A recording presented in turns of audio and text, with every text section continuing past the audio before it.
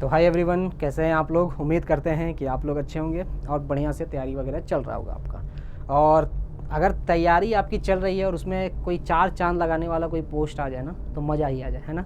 तो एक 4 चांद लगाने वाला पोस्ट यहाँ पे आया है, वो है AI का एक पोस्ट है, जूनियर एग्जीक्यूटिव। ठीक है, ये जूनियर एग्जीक्यूटिव जो है आपका AI airports authority of India का पोस्ट है। इसको कोई भी ग्रेजुएट, आप अगर ग्रेजुएट हैं तो आप भर सकते हैं। ठीक है, 237 पोस्ट है इसमें। कितने हैं? 237 पोस्ट। ठीक है, बहुत ही इंपॉर्टेंट। अगर आप देखें तो बहुत ही अच्छी वैकेंसी के साथ आई है। और सबसे बड़ी बात इसमें है कि इसकी सैलरी, ठीक है, बहुत ही अट्रैक्टिव सैलरी है, 13 लाख पर एनम। हाँ ठीक है, कितना है? 13 LPA। ठीक है, 13 लाख की सैलरी वाली ये जॉब है। तो अगर आप चाहते हैं कि एक ड्रीम जॉब मिले, है ना, क्योंकि 13 लाख की सैलरी वाली एक ड्रीम जॉब होती है सबके लिए। तो अगर आप ड्रीम सैलरी की जॉब चाहते हैं तो ये आपके लिए बहुत ही, कह सकते हैं, इम्पोर्टेंट पोस्ट है। और इसमें आप अगर अच्छे से तैयारी करते हैं तो आप इसको निकाल के एक ड्रीम जॉब ले सकते हैं। ठीक है, चलिए तो इसके बारे में हम लोग थोड़ा थोड़ा जानेंगे, थोड़ा बहुत जानेंगे क्या क्या है। अभी फ़िलहाल जो नोटिफिकेशन है उसको हम लोग अच्छे से समझेंगे और आप देख लीजिए कि आप इसको भरेंगे, ठीक है, तो आपको क्या क्या चीज़ें ज़रूरत पड़ेगी। तो देखिए यहाँ पे क्या दिया है कि जूनियर एग्जीक्यूटिव जो है एनी ग्रेजुएट, कोई भी ग्रेजुएट आप हैं तो आप भर सकते हैं। ठीक है, बाकी जो है आपका कुछ स्पेशलाइजेशन है वो आप छोड़ दीजिए। ठीक है, अगर आप हैं मत दीजिए। अगर आप जैसे मान लीजिए जूनियर फायर सर्विसेज में जाते हैं तो आपका इंजीनियरिंग होना चाहिए, फायर या मैकेनिकल इंजीनियरिंग है या ऑटोमोबाइल इंजीनियरिंग में। ठीक है, अगर आप जूनियर असिस्टेंट ऑफिस में जाना चाहते हैं तो ग्रेजुएट होना चाहिए। ठीक है, इसकी थोड़ी वैकेंसी कम है, लेकिन अगर आप चाहते हैं तो आप भर सकते हैं। अकाउंटेंट अगर बनना चाहते हैं तो BCom चाहिए या फिर 2 साल का एक्सपीरियंस चाहिए फाइनेंशियल स्टेटमेंट या टैक्सेशन में, या फिर finance and accounts related field experience होना चाहिए।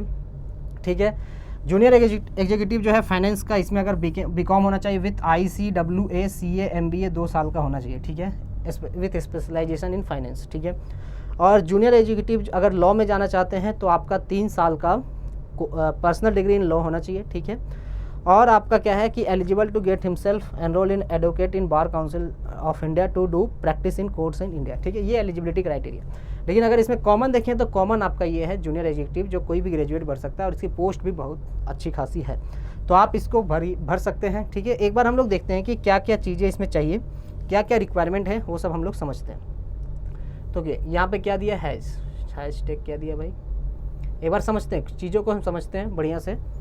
चीज़ों को समझ के आप अच्छे से सब कुछ करना है आपको। ठीक है, हाँ, अब यहाँ पे देखिए क्या दिया हुआ है। पहला डिग्री जो होना चाहिए। ठीक है, यहाँ पे क्या दिया है समझिएगा, बढ़िया से समझिएगा, अच्छे से समझिएगा, चीज़ों को अच्छे से समझ लीजिएगा, अच्छे से समझ बूझ के सब चीज़ों को करना है। ठीक है, ऐसे हवा में कोई भी चीज़ नहीं करना है। ठीक है, और मैं सारी चीज़ों को आपके साथ क्लियर करूँगा, आपको क्लियर कर दूँगा कि क्या क्या रिक्वायरमेंट है ना। चलिए, तो यहाँ पे क्या कर रहा है कि डिग्री जो होना चाहिए वो क्या होना चाहिए, रिकॉग्नाइज्ड यूनिवर्सिटी में से होना चाहिए। ठीक है, कोई दिक्कत नहीं है। हाँ, परसेंटेज ऑफ मार्क्स जो है वो आपका pass marks equivalent to bachelor degree. ठीक है, PG डिप्लोमा, ठीक है, ये आपका होना चाहिए। ठीक है, बढ़िया, कोई भी रिकॉग्नाइज्ड यूनिवर्सिटी से होना चाहिए। और क्या है, परसेंटेज ऑफ मार्क्स जो है पास होना चाहिए। ठीक है, पास होना चाहिए आपका। Candidates having BE BTech BSc engineering degree are allowed to apply against the post which essential qualification is prescribed in bachelor's degree in engineering. ठीक है, जो इंजीनियरिंग का डिग्री दिया हुआ है, ठीक है, कि इसमें आपका डिग्री होना चाहिए। ठीक है, जिसमें इंजीनियरिंग का पोस्ट है कि इसमें आपका इंजीनियरिंग मांगता है तो उसमें आपका ये इंजीनियरिंग होना चाहिए। ठीक है, चलिए, तो ये सब चीज़ तो क्लियर है। अब देखिए एज लिमिट क्या है। जूनियर असिस्टेंट का जो एज लिमिट है वो 30 साल है, 4/9 तक।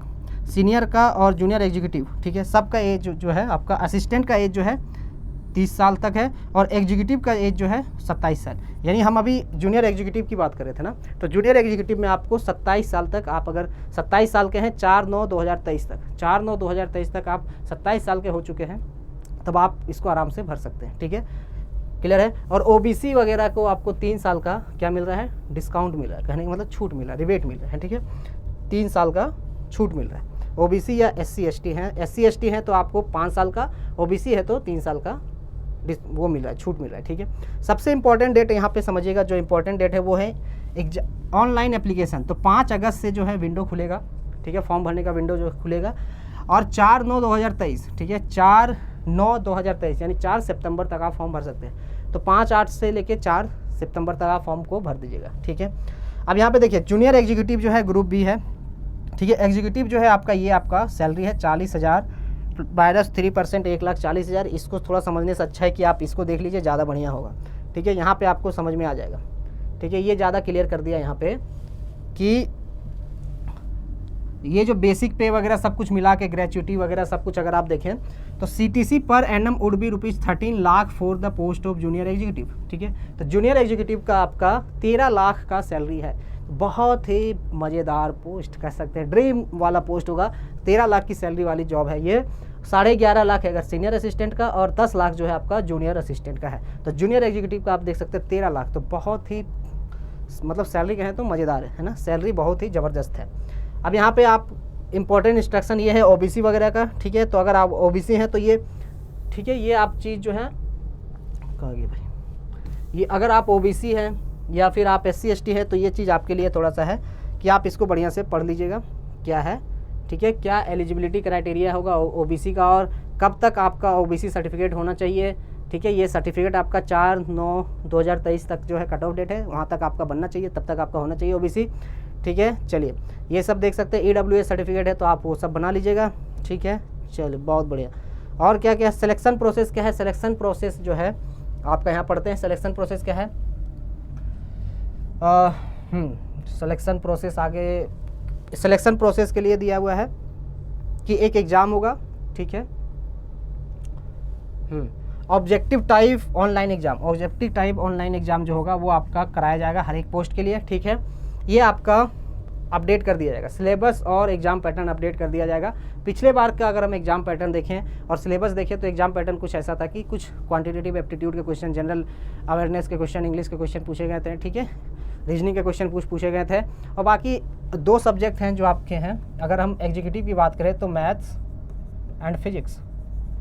एंड फिजिक्स इसमें पूछा जाता है। ठीक है, ये जो 2 सब्जेक्ट है वो आपके पूछे जाएंगे। तो अगर मैथ और फिजिक्स आपका स्ट्रांग है, अगर आप थोड़ा सा इसमें मेहनत कर सकते हैं तो इसके ये जो आपके लिए बहुत ही बढ़िया, ये जो जॉब है वो बहुत ही आपके लिए मतलब क्या बोलते हैं, ड्रीम जॉब कहलाएगी। ठीक है, तो मैथ और फिजिक्स में आपको मेहनत करना है। ठीक है, लास्ट टाइम के हिसाब से देखिए तो 30 क्वेश्चन इससे पूछे गए थे, 30 मैथ के, 30 फिजिक्स के, और बाकी 60 क्वेश्चन जो है क्वांटिटेटिव एप्टीट्यूड है ना, quant aptitude, reasoning, general awareness, English वगैरह से पूछे गए थे। टोटल 120 क्वेश्चन पूछा गया था लास्ट ईयर। इस बार पैटर्न अगर कुछ चेंज होता है तो हम लोग देखेंगे, नहीं कुछ हुआ तो फिर हम लोग उसी से करेंगे, है ना, वही पैटर्न के थ्रू तैयारी करेंगे। सिलेबस वगैरह जो है अपडेट कर दिया जाएगा वेबसाइट में, जैसे ही अपडेट करते हैं हम लोग आपको बता दिया जाएगा। ठीक है, इसी चैनल के माध्यम से आपको बता दिया जाएगा। चलिए बहुत बढ़िया, अब चीज़ों को देखते हैं। ठीक है, और कुछ है,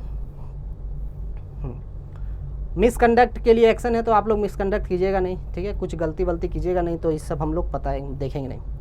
ठीक है, ये फोटोग्राफ वगैरह क्या होना चाहिए, ये सब होना चाहिए, ये सब आपको देखना पड़ेगा। जब आप फॉर्म भरेंगे तब यहाँ पे आप ये सब चीज़ थोड़ा बढ़िया से देख लीजिएगा। ठीक है, 1,000 रुपया जो है आपका फॉर्म का फ़ी है, 1,000 रुपया आपको लगेगा।